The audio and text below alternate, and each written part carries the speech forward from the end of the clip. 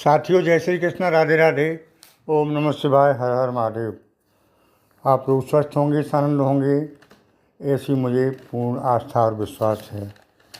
साथियों, आज हम आपके सामने उपस्थित हैं एक बहुत महत्वपूर्ण वीडियो के साथ। जैसा कि ज्येष्ठ मास में निर्जला एकादशी का व्रत रखा जाता है और ये व्रत पूरे वर्ष में सबसे महत्वपूर्ण व्रत होता है। इस व्रत को हर जातक नहीं रख सकता है। साथियों, इस व्रत की एक परंपरा है कि ये व्रत कब से शुरू हुआ, कैसे शुरुआत हुई और इसका पुण्य फल क्या है, सभी के बारे में चर्चा करेंगे। साथियों, सबसे पहले हम बताएंगे आपको कि ये व्रत कैसे शुरू हुआ। निर्जला एकादशी को भीमसेनी एकादशी भी कहते हैं। ऐसा एक दृष्टांत के अनुसार आपको अवगत करा रहे हैं। साथियों, एक बार पांडव सभी भाई बैठे हुए थे। माँ कुंती सभी भाई एकादशी का व्रत किया करते थे, लेकिन भीमसेन व्रत नहीं कर पाते थे। ये बात सभी लोग जानते हैं कि वो अधिक भोजन करते थे, इसमें बताने की बात नहीं। तो सब भाई उनका उपहास कर रहे थे कि भीमसेन, तुम्हें भी व्रत रखना चाहिए, हम सब भाई और माँ सब रखते हैं। तो भीमसेन को चिंता हुई कि जब मेरे सब भाई प्रत्येक एकादशी का यानी वर्ष में 24 एकादशी का व्रत रखते हैं और मैं एक भी एकादशी का व्रत नहीं रख पाता, तो वो थोड़े चिंतित होके महर्षि वेदव्यास के पास गए और उनसे इसका निराकरण पूछा। साथियों, महर्षि वेदव्यास ने बताया कि भीमसेन, आप इतना करें कि वर्ष की सभी एकादशी व्रत नहीं रह पाते हैं तो मात्र एक एकादशी व्रत रह लें, उससे ही आपका कल्याण हो जाएगा। साथियों, तो उन्होंने पूछा कि हमें कौन सी एकादशी रखनी है। वेदव्यास जी बताते हैं कि ज्येष्ठ मास की शुक्ल पक्ष की जो एकादशी है वो आपको व्रत रखनी है, उससे ही आपका कल्याण हो जाएगा, स्वर्ग का रास्ता खुल जाएगा। साथियों, शास्त्र ये बताते हैं कि जो लोग एकादशी का व्रत रखते हैं उन्हें मृत्यु के समय यमराज लेने नहीं आते हैं, धर्मराज के दूत आते हैं और स्वर्ग की प्राप्ति होती है, ऐसा शास्त्र बताते हैं। साथियों, तो भीमसेन उस दिन से उस निर्जला एकादशी का व्रत रखने लगे और वेदव्यास जी ने यह भी बताया कि आपको वर्ष में जो 24 एकादशी होती हैं सभी का फल प्राप्त होगा। अधिक मास में 26 भी हो जाती हैं, तो वो सभी एकादशियों का फल एक ही एकादशी से आपको प्राप्त हो जाएगा। इसलिए तभी से ये निर्जला एकादशी, भीमसेनी एकादशी भी इसको कहते हैं। साथियों, अब कन्फ्यूजन इस वर्ष ये हो रहा है कि इसको 17 जून को मनाया जाए या 18 जून मंगलवार को मनाया जाए। तो साथियों, इसमें भी दुविधा की बात है। ज़्यादातर विद्वान 18 जून को मनाने के लिए कहते हैं। 17 जून को भी कुछ लोग मनाते हैं, लेकिन इस तपती धूप में 17 जून वालों को लंबा पड़ जाएगा। कारण ये है कि इसका व्रत जो है द्वादशी के टच में खुलना चाहिए, तो इसलिए इस व्रत को इस वर्ष 18 जून को मना रहे हैं। साथियों, अब हम आपको बताना चाहेंगे कि निर्जला एकादशी के दिन क्या जल ग्रहण किया जा सकता है। तो निर्जला एकादशी का नाम ही निर्जला है, नाम से ही दिखाई देता है कि इस दिन जल ग्रहण नहीं करना चाहिए। लेकिन मैं तो सलाह ये देता हूँ कि जो साधक इस व्रत को ना कर पाएँ उन्हें नहीं करना चाहिए, क्योंकि आजकल जो है इस प्रचंड गर्मी में हर साधक के कब्जे की बात नहीं है।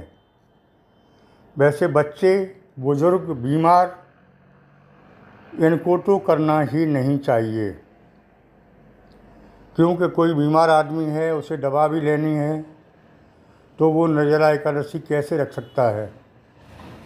और बीमारी बढ़ जाए तो इससे क्या लाभ है। साथियों, मैं आपको इसके आध्यात्मिक बात के साथ साथ वैज्ञानिक बात भी बताऊंगा कि जैसा कि आध्यात्मिक क्षेत्र में कहते हैं कि इस व्रत को रखने वाले सीधे स्वर्ग का रास्ता मिलता है, नरक भोगने का यातनाएं नहीं झेलनी पड़ती हैं। दूसरे वैज्ञानिक तथ्य इसका ये है कि जो इस तिथि को निर्जला व्रत रह लेता है उसको बीमारियां नहीं होती हैं, उसका शरीर स्वस्थ रहता है। ये वैज्ञानिक तथ्य है। साथियों, अब हम आगे आपको ये बताएंगे कि इसका पारण कब करना चाहिए। पारण का मतलब होता है व्रत खोलना। तो एकादशी जो है 17 जून सोमवार को सुबह 4:44 पर शुरुआत हो जाएगी और 18 जून मंगलवार सुबह 6:25 पर एकादशी समाप्त हो जाएगी। साथियों, ये व्रत जो है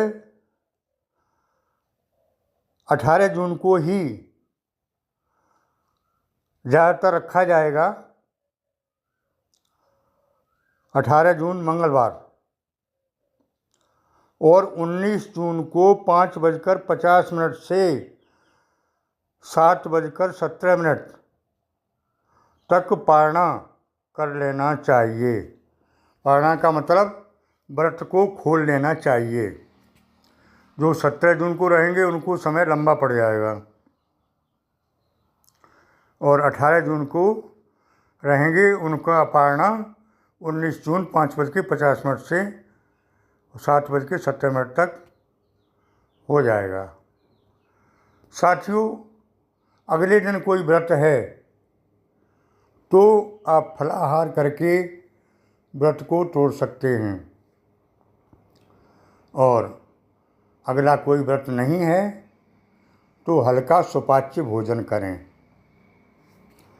साथियों, इस दिन और क्या करना है इसी दिन से मतलब नहीं है। वैसे भी आप दान पुण्य करते रहें, परोपकार करते रहें तो निश्चित ही आप मस्तिष्क से, शरीर से और आध्यात्म से दुरुस्त रहेंगे, स्वस्थ रहेंगे।